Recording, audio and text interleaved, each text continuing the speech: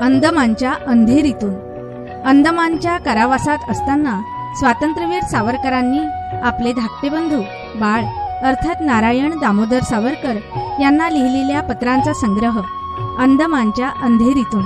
वाचन नूतन देशपांडे. संकल्पना भूषण देशपांडे. पत्र 5. एकलकोंडी, पोर्ट ब्लेअर. दिनांक 5 ऑगस्ट 1917. प्रियतम बाळ, माझ्या गेल्या सन 1916च्या जुलैमध्ये पाठविलेल्या पत्राचे तुझे उत्तर वाचून अतिशय आनंद झाला. तुझे आणि आपल्या सर्व इतर मंडळीचे नीट चालले आहे. तुम्ही कुशल आणि आनंदात आहात हे पाहून आम्हाला अत्यंत कृतज्ञता वाटली. आणखी एक आनंदाचे आणि तेही एकनिष्ठ आणि प्रेमळ कौटुंबिक जीवनातच केवळ प्राप्त होणाऱ्या कोमल आणि शुद्ध आनंदाचे वर्ष देवाने तुला दिले, ही त्याची केवढी कृपा.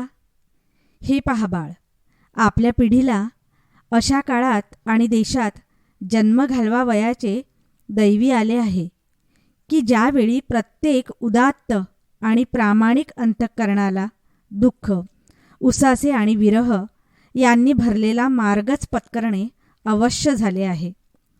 कारण तोच कर्तव्याचा मार्ग आहे. त्यामुळे दैवाचे कणखर आणि निष्ठुर तडाखे ज्याला नेहमीच झाले आहेत आणि म्हणून जे कठोर बनले आहे, अशा मनाला आपत्ती आणि निराशा म्हणजे निसर्ग नियमाप्रमाणे, निदान आपल्या संबंधातील तरी निसर्गाच्या नियमाप्रमाणेच वाटतात. तेव्हा ज्यावेळी एखादी आनंदाची गोष्ट घडते त्यावेळी मनाचे लक्ष या वेळेला दैव किती चांगले आहे हे पाहण्यापेक्षा हे सुदैव किती थोडा वेळ टिकणार आहे इकडेच जाते. माझ्या दृष्टीने आनंद म्हणजे अश्रूंचे स्वरूपांतर. असो, एकंदरीत दिवस पालटले आहेत आणि पालटल्या भविष्यकाळामुळे मित्रही परत जमू लागले आहेत. मुंबई हायकोर्टाच्या अधियुक्तांच्या कठड्यातून जेव्हा मी तुझ्यापासून अलग झालो आणि तुझ्यावर शेवटची दृष्टी टाकली, कारण त्यावेळी आपल्याला हस्तांदोलनसुद्धा करू दिले नाही, टोपी हलविली आणि दूर झालो, त्यावेळी बाळ, त्या सर्व करुण देखाव्याची बोच एका भावनेत होती. मी किंवा प्रिय बाबा आम्हाला दोघांनाही आमच्या स्वाधीन केलेल्या अत्यंत जवळच्या आणि अत्यंत जिवलग अशा ठेवीच्या तुझ्या संबंधात काही व्यवस्था करता येत नाही.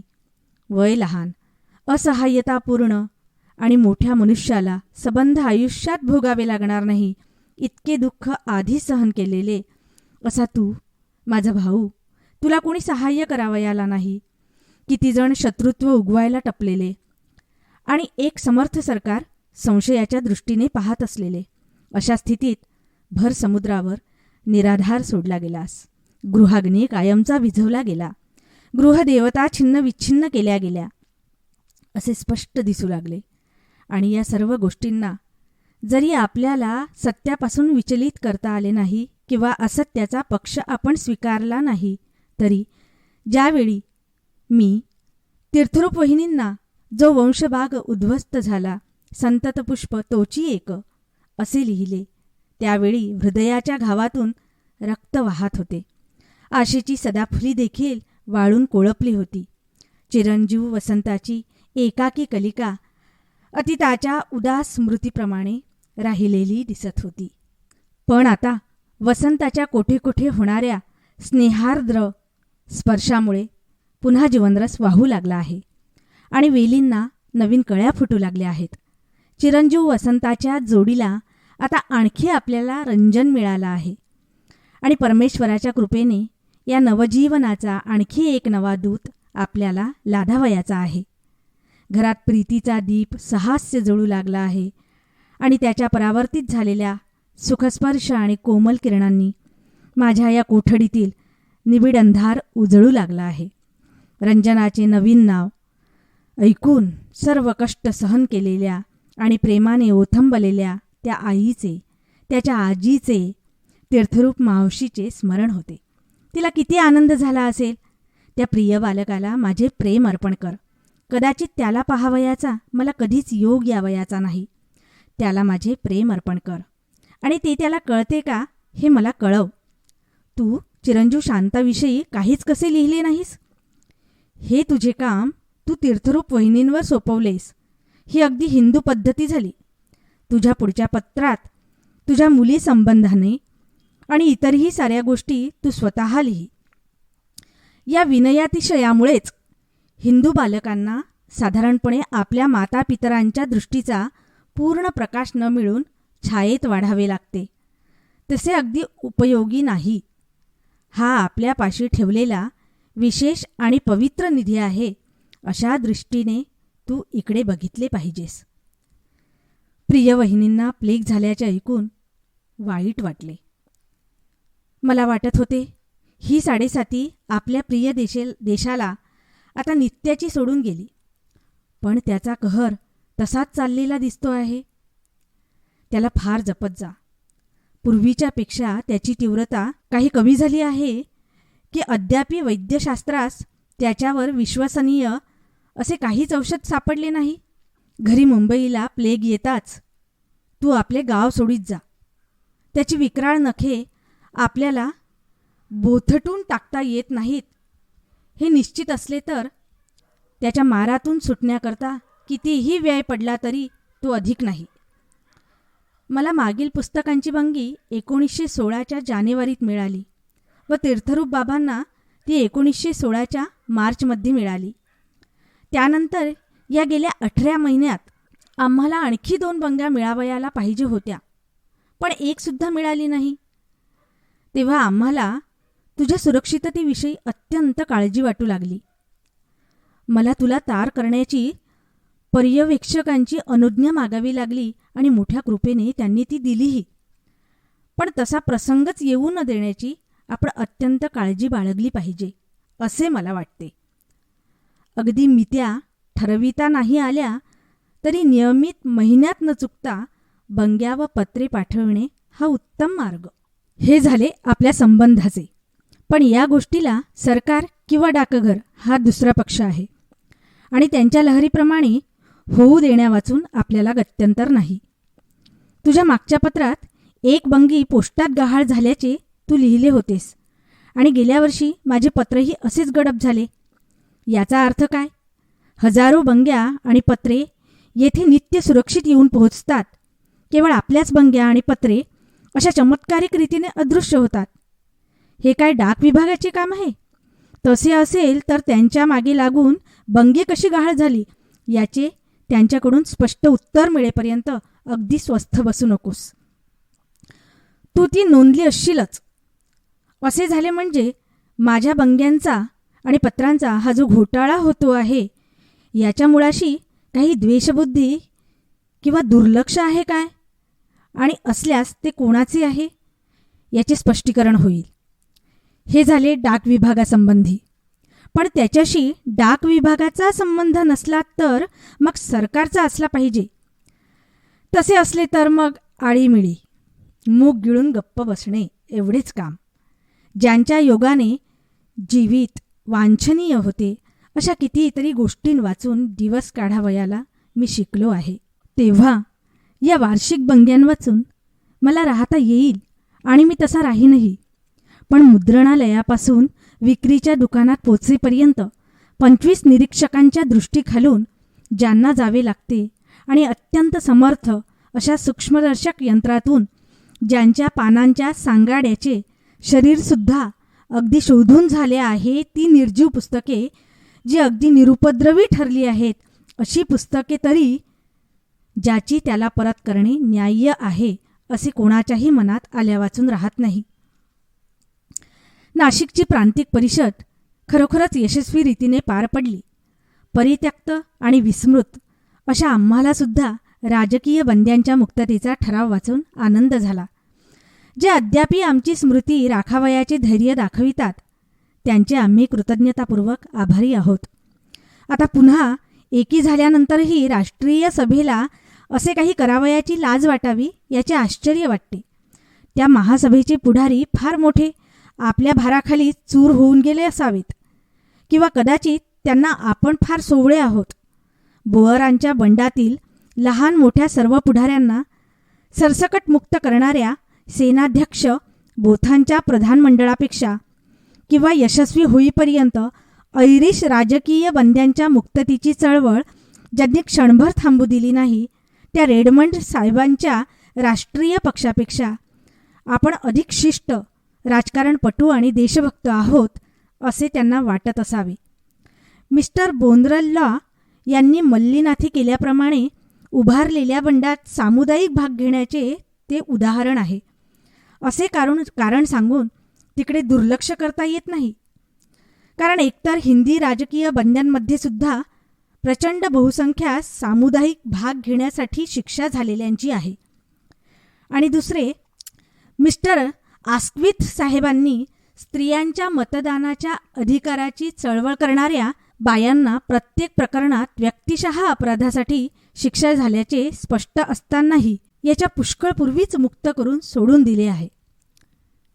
पण राष्ट्रीय सभा काहीही करो, युद्ध थांबताच राजकीय बंदिवानांच्या मुक्ततेसाठी सार्वजनिक अर्ज पाठवण्याचा प्रयत्न करता आला तर पहा. या केवळ अर्जामुळे आणि ठरावामुळे अशी मुक्तता केली जात नाही हे खरे आहे. पण मुक्तता व्हावयाचा जर कधी योग आला तर त्याच्यामुळे ती हवीशी वाटते. कारण निदान मला तरी ज्यांचे आपल्या मातृभूमीवर प्रेम होते, आहे आणि पुढेही नाहीसे होणे कधी शक्य नाही, तसेच जे त्यांचा मार्ग योग्य असो किंवा चुकीचा असो, मातृभूमीसाठी झुंजताना पडले, त्यांचे स्मरण करावयाचेही ज्यांना धैर्य होत नाही किंवा इच्छा होत नाही असेही असेल, अशा लोकांमध्ये परत जावयाची लाज वाटेल.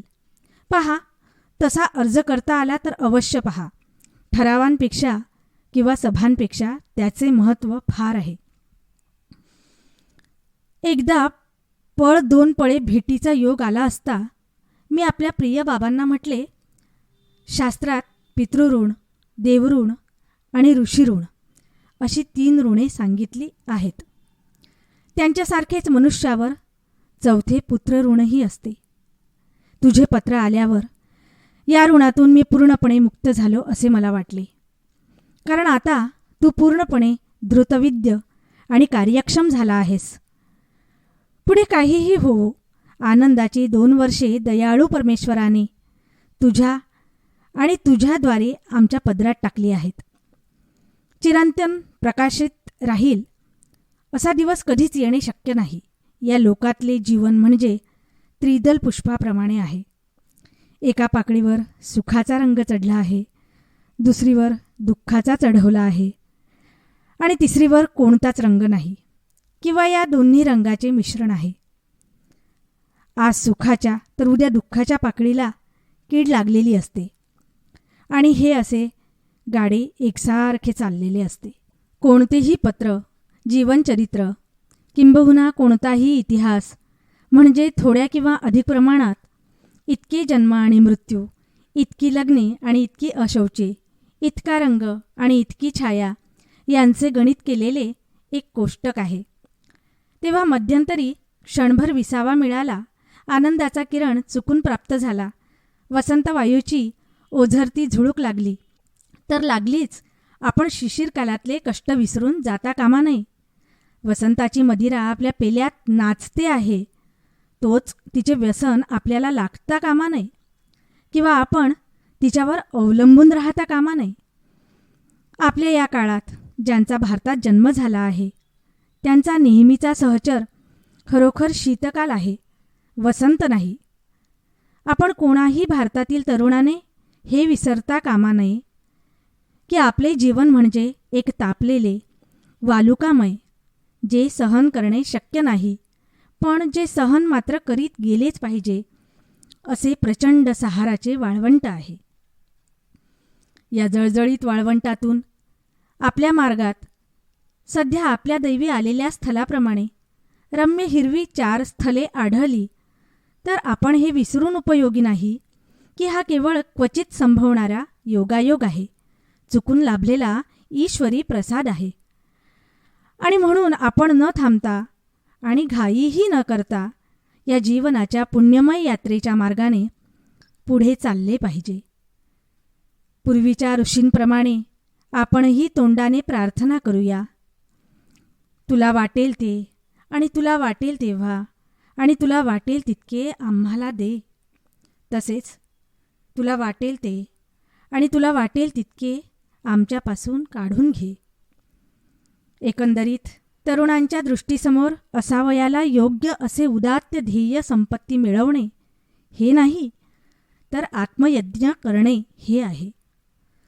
पुष्पलतिकांनी उद्यान शृंगारणे हे नाही, कारण देवांच्या माळेसाठी ज्यांची सर्व फुले शीर्ण झालेली असतात तेच उद्यान चिरंतन पुष्पांनी बहरलेले असते.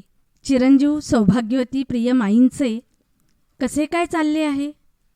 माझ्या एकुलत्या एक बहिणीला मी विसरेन ही कल्पना किती वेडेपणाची. याचा अर्थ मी माझ्याशी सुद्धा रागवेन आणि अबोला धरीन.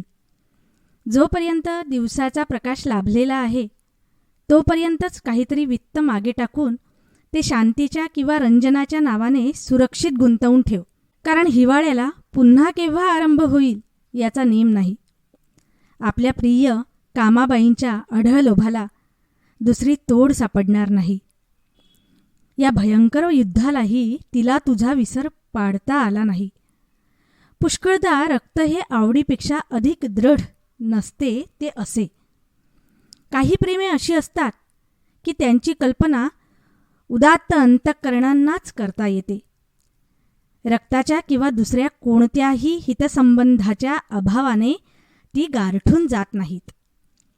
आपल्या उत्तम भूमीत वाढून ती फुफावतात आणि इतक्या सूक्ष्म जीवनरसावर ती वाढतात की स्थूल आणि सामान्य जगाला ती दिसत नाहीत किंवा त्यांची कल्पना करता येत नाही. प्रियतम यमुनेचे आणि तीर्थरूप वहिनींचेही कुशल वृत्त कळव. त्या सर्वांना माझे प्रेम पोचते कर. प्रिय बाळू कसा काय आहे? मी जेव्हा त्याला मुंबईच्या कारागृहात पाहिले तेव्हा तो मोठा गोड आणि सरळ पोरगा दिसला. आता तो चांगला प्रतिष्ठित पुरुष झाला असेल. अण्णाही तसाच झाला असेल. तो मोठा कवी आणि बुद्धिमान निघेल असा माझा त्याच्याविषयी तर्क होता. माझी कल्पना किती यथायोग्य होती हे समजल्याने मला आनंद होईल. चिरंजीव दत्तू, नाना आणि इतर माझ्या सर्व शालकांचा पूर्ण वृत्तांत कळव. ते काय करतात हे समजावे असे फार वाटते. माझ्या मागल्या पत्रात मी त्यांचा उल्लेख केला नाही याचे कारण प्रिय यमुना समजते त्याप्रमाणे त्यांचा मला विसर पडला हे नसून दुसरी कारणे आहेत आणि मागच्या अनुभवावरून तिला त्यांची योग्य कल्पना करता येईल. तीर्थरूप प्रियतम बाबांना वगळले तर ज्यांच्यामुळे माझ्यात जे जे काही सर्वोत्कृष्ट आहे ते मला लादले आणि ज्यांच्या उदार आश्रयामुळे आणि आपलेसे करून घेणाऱ्या आस्थेमुळे मला या जगातील महनीय विचार आत्मसात करावयास आणि आपल्या सर्वांच्या मातृभूमीची थोडीफार सेवा करावयास क्वचित प्राप्त होणाऱ्या सोयी आणि संध्या मिळाल्या असे कुटुंब म्हणजे चिपळूणकरांचे आहे. पण ज्यांच्याशी रक्ताच्या, प्रेमाच्या आणि एकमेकांविषयीच्या आदराच्या बंधनांनी मी बद्ध झालो आहे त्यांनाच इतका त्रास, हानी आणि क्लेश द्यावयास आपण कारणीभूत झालो ही कल्पना आधीच इतकी खेदजनक आणि मनाला क्लेशदायक झाली आहे की आता त्यात रतीची भर घालावयास धैर्य होत नाही. आणि म्हणूनच अत्यंत कष्टाने त्यांच्याविषयीची आपली कृतज्ञता व्यक्त करण्याने वाटणाऱ्या समाधानाच्या सुखाचा मी त्याग केलेला आहे. नाहीतर माझ्या शालकांसारख्या उदात्त युवकांविषयी निदान त्यावेळी तरी ते तसे निघावेत असे वाटे. स्वाभिमान उल्लेख कोण करणार नाही? आणि त्यांनी मला त्यांच्याप्रमाणेच प्रेमाने वाढविले. त्यांचा आणि त्या तिच्या साध्वी आणि कर्तव्यशील मातेचा अभिमान कोणाला वाटणार नाही? माझ्या मित्रांच्या संबंधाने सुद्धा अशीच गोष्ट आहे. ते सर्व माझ्या स्मृतीपटलावर अढळ कोरले गेले आहेत. पण त्यांच्यासाठी, माझ्यासाठी नाही. मला त्यांचा उल्लेख करावयाचे धैर्य होत नाही. माझ्यासह शिकलेले म्हणून तुझ्याकडे कोण वकील आले होते याची कल्पना करता येत नाही.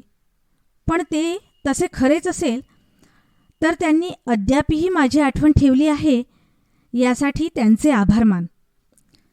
ओघानेच गोष्ट आली म्हणून सांगतो की माझ्याशी ओळख आहे किंवा मला येथे प्रत्यक्ष भेटले किंवा येथे त्यांचे माझे संभाषण झाले असे सांगून तुझ्याकडे येणाऱ्या मंडळींच्या संबंधात एकंदरीत अत्यंत जपून वाग. याविषयी तुला इतका अनुभव आहे की तुला सूचना द्यावयाची आवश्यकता नाही.